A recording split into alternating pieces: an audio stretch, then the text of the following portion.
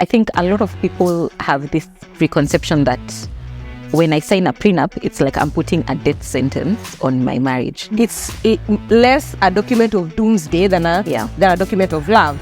God forbid we get separated and we have to go to divorce court. Then that means I'm leaving it in the hands of the judiciary, which is the only institution that is currently working. I personally do not 100% fully trust Parliament, and I'm saying this with my chest, to make sound laws for us. Okay. How much is someone entitled to when it comes to child support? The parent that is in actual custody of the child is the parent that actually claims child support. Some men complaining that they are on birth certificates and those kids are not theirs. Like, wow, the girl.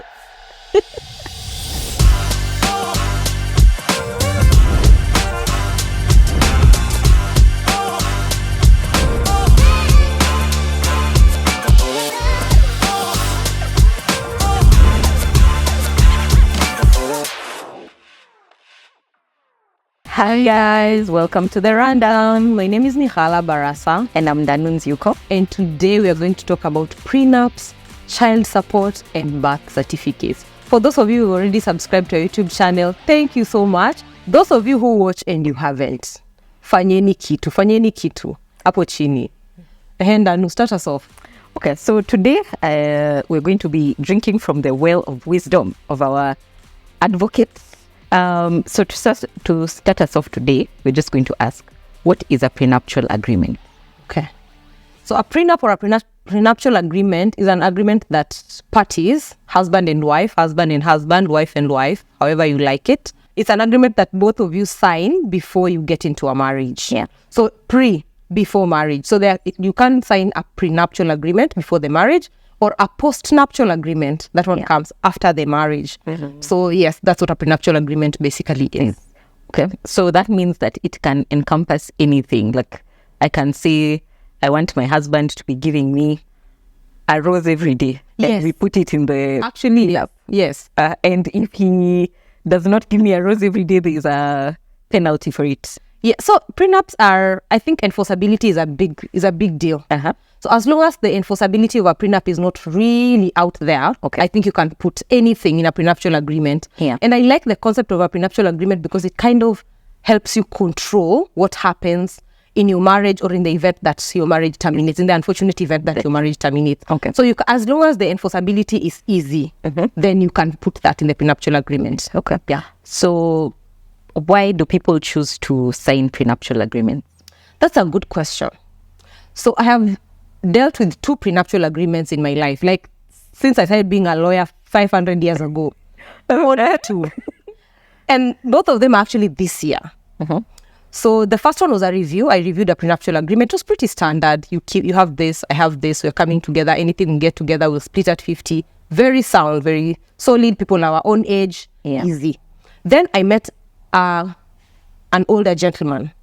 And this one actually asked for his permission to talk about his prenup on this channel. Oh, nice. So when I met him, he told me the reason why he's signing his prenup, he had been divorced like a few years back. I can't remember how far back. But he was telling me the reason why he chose to sign a prenup during this marriage is to ease the process of separation should that occur. Yeah. And the way he was putting it, he actually made me think about a prenup as a document of love. It's less a document of doomsday than a document of love. Imagine losing the love of your life, losing a relationship, a fundamental relationship in your life, losing this connection you had with your kids as you know it, going into the realm of a different life. Yeah. And you still have to worry about what am I living with. So for him, it was about that peace of mind at the point of departure, both for him and for her. And she had her own money and he has his own money, and each of them have their own kids separately. But he was just saying, should this person that I think now is the love of my life go through such a traumatic experience of losing me, they should not be worrying about, am I going with the car, or am I leaving the car? Will my wealth go with me, or will I leave her or him with my wealth? And to me, that really struck me. And he actually referred me to this. There's a certain video by, I don't know if you've watched it, by Stephen Bartlett and this lawyer, big shot divorce lawyer in Wall Street called James, and he speaks about it the same way. He preconceives a prenup as a document of love, less than, okay, when things go wrong, then this person that I'm now calling a gold digger doesn't get to go away with my Range Rover. Yeah. Okay. I get what you mean. It's actually just trying to reduce any animosity at the time of separation, in the event of separation. Exactly. Okay. So, and I think a lot of people have this myth or preconception that when I sign a prenup, it's like I'm putting a death sentence on my marriage. It's like saying I'm going to get a divorce. So besides separation, are there other benefits to having a prenuptial agreement? Okay, so look at it from this perspective. It's saying because I signed a prenup, I'm putting a death sentence on my marriage is the same thing as saying signing an employment contract is putting a death sentence on my job. Yes. Doesn't make sense. Doesn't make sense. Yes. It kind of just gives you a basis of what will happen in the event of separation. Yeah. The same way an employment contract gives you a basis in the event that you're separating with the employer or something else happens. Initially, the way courts used to work, you could do your separation and division of property all in the same case. Nowadays, most courts treat those as two separate cases. So you go through the process of separating with this person, then you go through division of property. Now, signing a prenup kind of takes that away. So you just have to do the separation. The second thing, you can look at it from the perspective of, I am separated with Ndanu. We have really not gone through the divorce. But because we had a prenup, I know what's mine.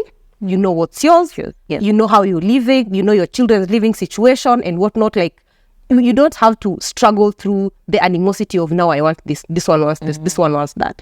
The third benefit is what you were just raising before we sat here. In the event that your partner dies, of course, the issue now graduates from the prenup. You now get into the purview of a will. Then, when you look back into your prenup that you signed, you had this multitude of property. You've amassed so much property. But you have a straight out prenup that says A, B, C, D, E, F, G belong to Ndanu. Then the rest of the things belong to maybe their partner.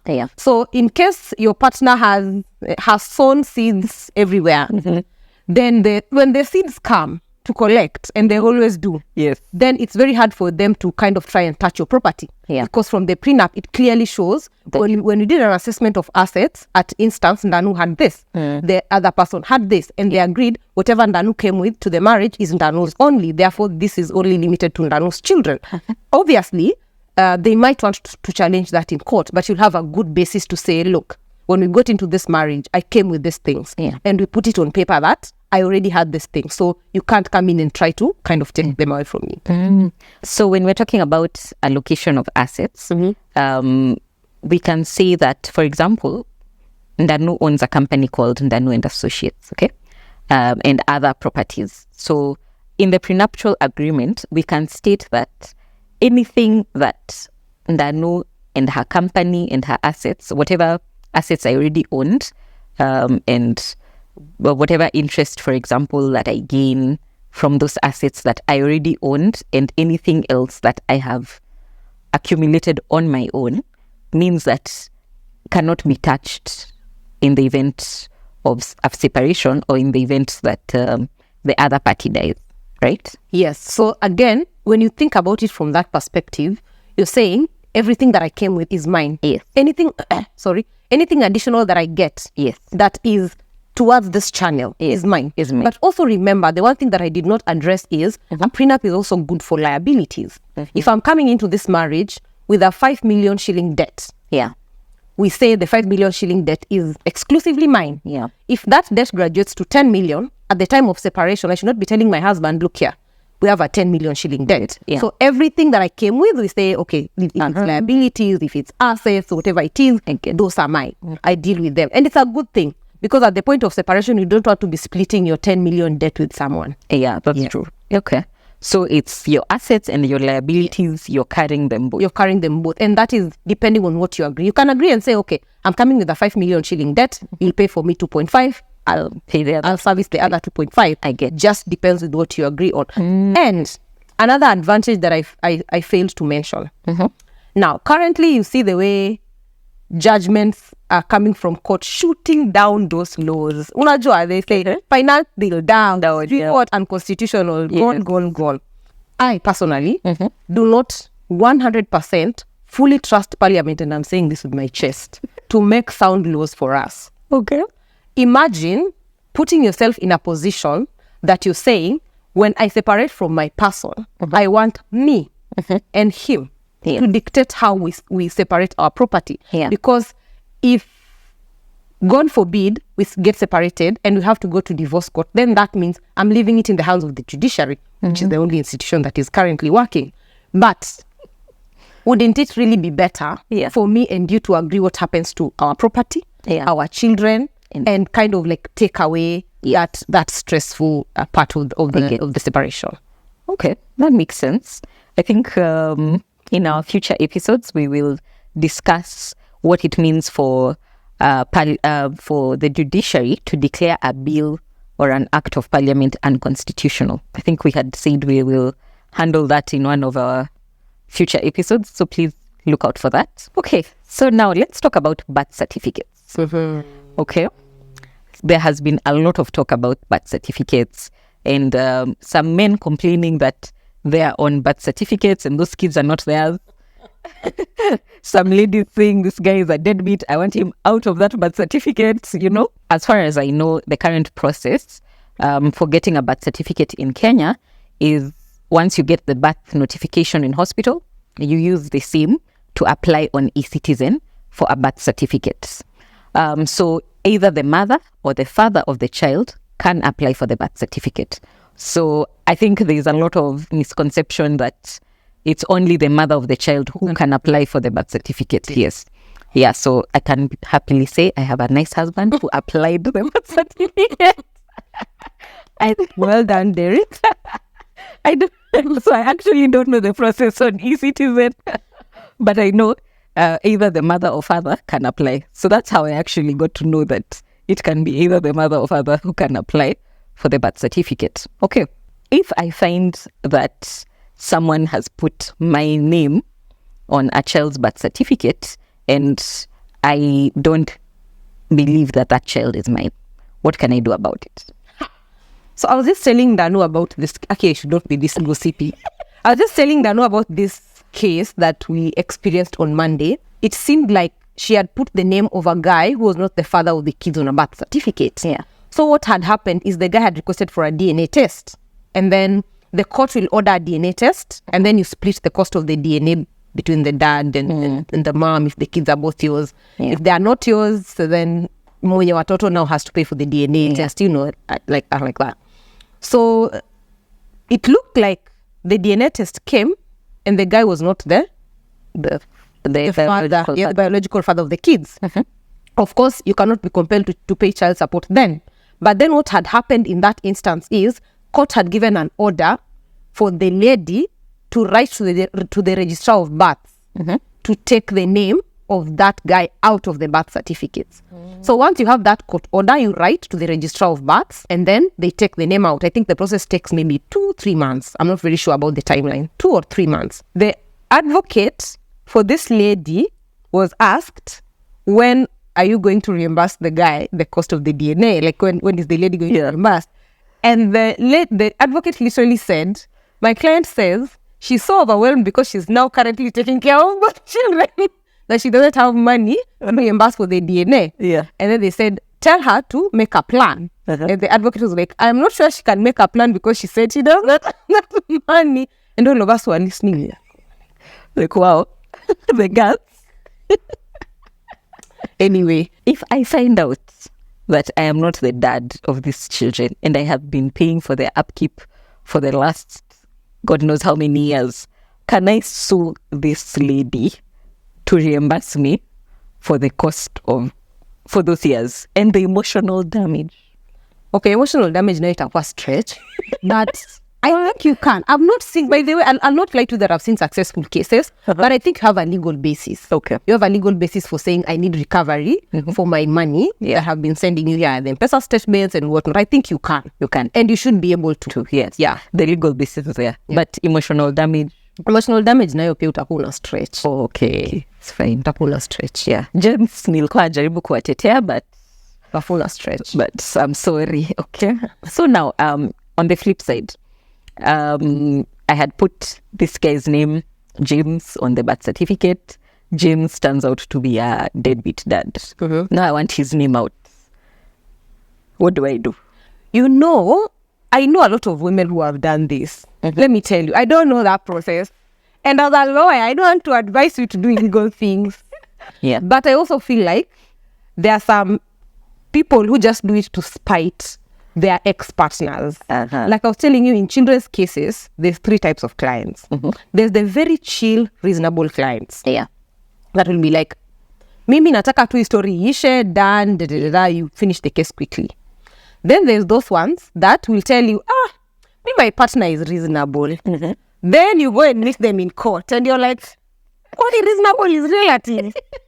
And then now there are those ones that there's a spectrum of Reasonable. Yeah. somewhere and not on the nice side. Yeah. And then there's the ones that are just vindictive and petty and they just want to frustrate you. I feel like some of those people that take them out genuinely because they feel like you're no longer contributing. There's no point of you being on the birth certificate. Yes. But some of them is just to spite their ex-partners. Yeah, I get. And I guess also if you have to go to court, you'll have to prove to court that this person has not been contributing towards the child support. Oh, that's very easy. You can release your M-Pesa statements for the past 3 months and say, have you seen any M-Pesa message? Have you seen any bank statements? Have you seen anything? Like, I've not seen anything. That's easy. So that's easy. Yeah. Okay. So our last question for today is on child support. Okay. So I think child support comes in several ways. So probably after a separation, a couple, so there's one person who will remain with the children. Then they would need to claim child support from the other person, or in cases where people were not married, so there's a child, so there's just need for child support. Okay, so first of all, I would like to know how much is someone entitled to when it comes to child support? Hey, there's a spectrum. You know what the big spectrum?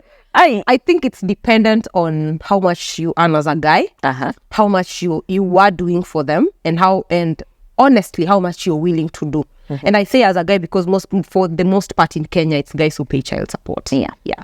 So there's 2 types of custody. There's legal custody and actual custody. Actual custody means I am actually in control of the kid. I have the kid, I shower them, I do the homework with them. Akikuwa mgonjwa, most of it is my problem. Because now I'm staying with the kid. I fully stay with the kid. And then there's legal custody. Legal custody is usually given to both parents in most instances. I've had a client who actually said they didn't want access to their kid. Oh, that was an interesting case. But legal custody is they give to both parents. So it's in terms of responsibility. You shoulder some responsibility, I shoulder some responsibility. So if they say 50-50 joint legal custody, they mean that maybe as the guy you'll have the kids half the term, or maybe during weekends, however you choose the modalities to be, you can agree amongst yourselves, or court can give you that kind of determination.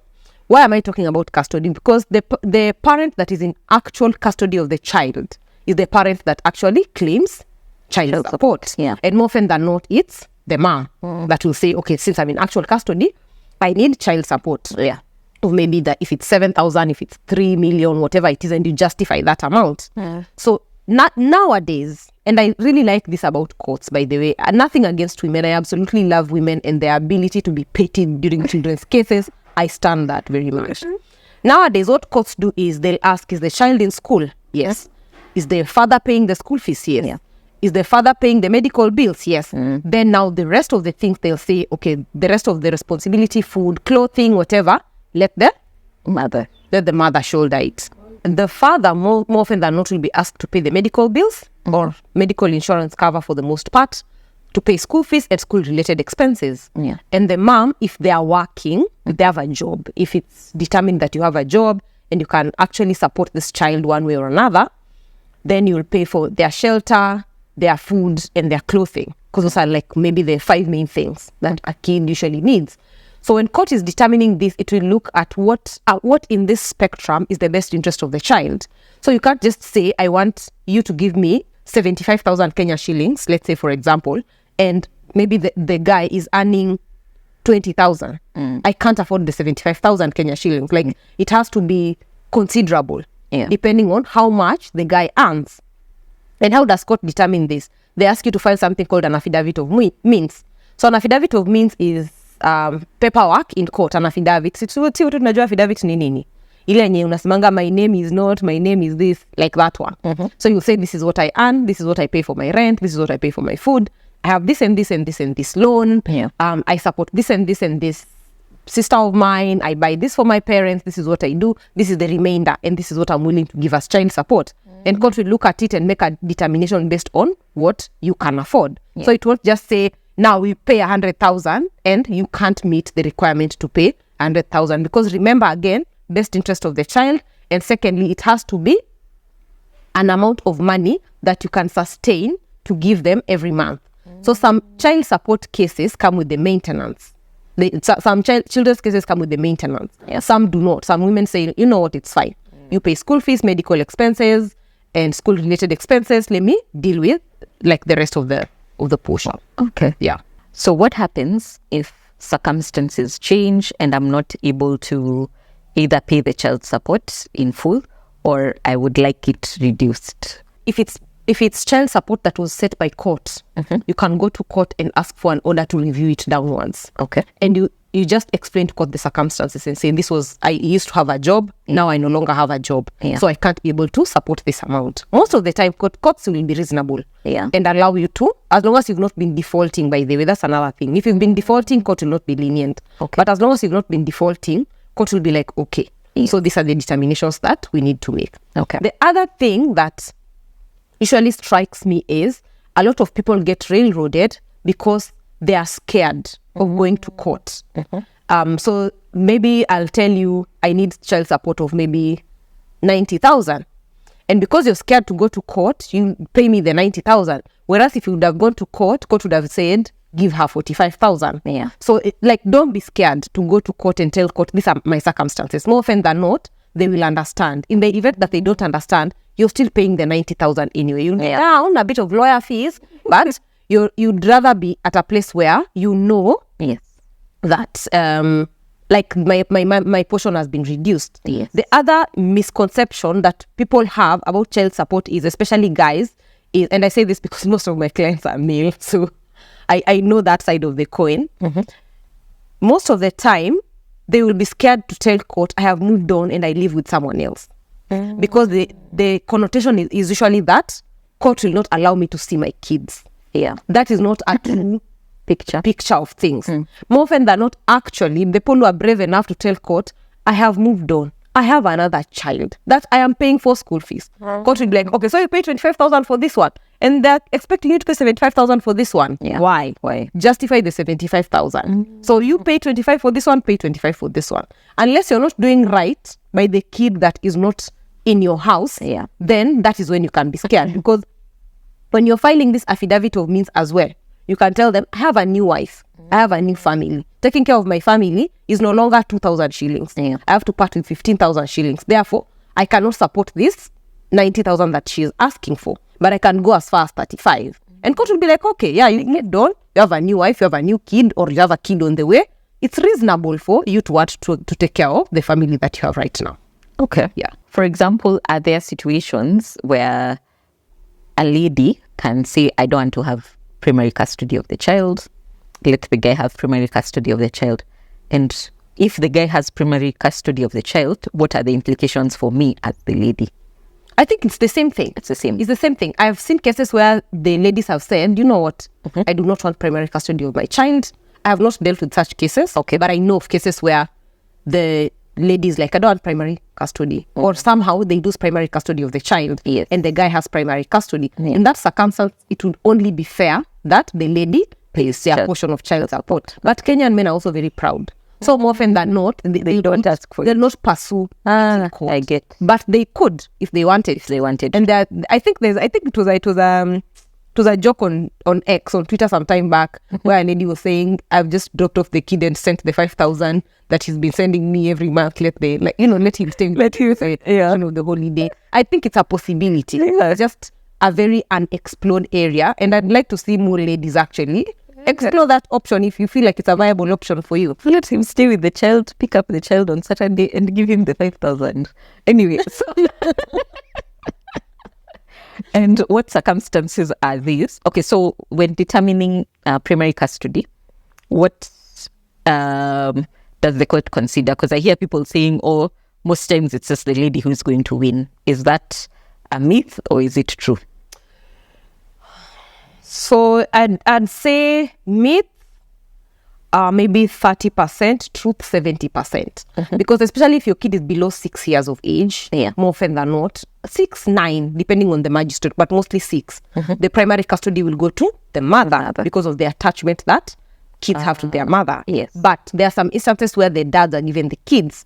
Which are these instances? Maybe you're just not in a position to take care of the child. Maybe you're mentally insane. Maybe you're struggling with addiction. Maybe there's a proper financial inability for you to take care of the child, and the dad is hands-on and they've shown that I can be able to take care of the child. Sometimes, again, the lady just gets railroaded. Because the guy will just go and tell court, because guys are usually the money in the relationship. Here they go and tell court, oh, she's unable, if you say things like that. And the court, God forbid the court believes you, they'll give you primary custody of the children. Probably to encourage a lot of guys to actually go to court on the issue of child support is before you even start the case on the child support, you go for DNA test. Yes. To determine whether the children are actually yours. Yes. So before you even start paying the child support, you need to know whether the child is yours or not. Then now, let's discuss about the case, the child support. Lawyers actually do that. And I think one of the areas as we wrap up that I think we sometimes don't consider is arbitration. And I think sometimes we also don't need to go to court for everything. No, so it depends. So I told you there's 3 types of clients. Yes. So if you get a very reasonable one, actually court mandates mediation. Yes. What I usually say is, it's fine. File the case. Let's go to court. Let's go to mediation. Let the decision that we come to, the concept that we come to before the mediator, be filed and adopted as an order of court so that you can follow it. Because some people will go for a parental responsibility agreement, which you can enforce, yes. But if you have a court order, it's easier. So court nowadays, before you even go deep into the children's cases, more often than not, they'll propose mediation. And you go through mediation, you sort some of your issues, and those issues that you're unable to sort, then now those issues are what now? The magistrate will make a determination on. Okay, I get that. In case you have any questions to do with child support, prenuptial agreements, birth certificates, anything to do with that area that sometimes can get messy, feel free to DM us and we will link you with... But most of the cases I do now are children's cases. Oh. Do you want to guess how many non-children's cases I have? I don't know. How many cases do you have in total so that I can guess the percentage? Okay, so I would say 75% are children's cases. Actually more. More? Yes. Oh, I only have one employment case, and it's from our former colleague. As you've heard, she is neutral. Just because she's a lady does not mean she does not fight for the man. No, I try. The client that comes, you shall get a good outcome. Yeah. We just want to remind you guys to subscribe to our YouTube channel, hit the bell so that you can know when we're putting new videos. Yes. It's been a while, but eka to your bell. Yeah. It doesn't cost you anything. Yes. Yeah. And as for now, what do we say? Until we see you next time. Bye.